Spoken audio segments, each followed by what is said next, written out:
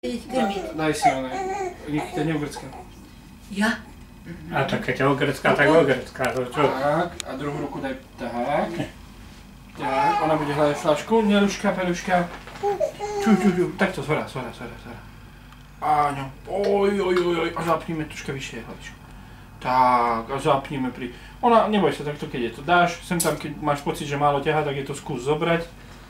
A ona sa prísaje, toto je malý vysávač. Jak sa kýve pri tom, hýbe sa pri tom.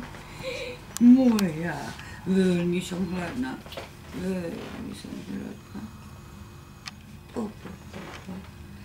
Iba pozerám, nie flašku pozerám. To ste teraz momentálne nezaujímaví. Teraz je flaštička. No jasne. Ale keď budeš mať pocit, že tak polka sa minula, tak ju skús zobrať, viem, že bude boj. Áno, aby... Nedá sa zobrať. Tak ju nejde, potom už tak vysala to mliečko, že nejde jej. Nevadí, aj keď naraz vypijem acinkom. No len... Nevadí.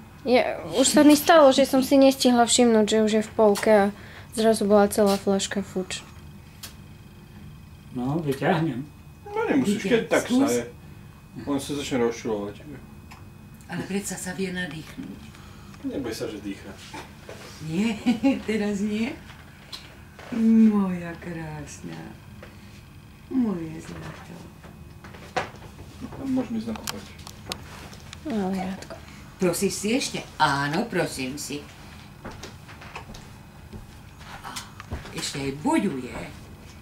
Pekne jej vieš, tak akože národne. Hlavičku ju daj troška vyššie. Nie celé teličko, hlavičku ju. Ona tak v základe.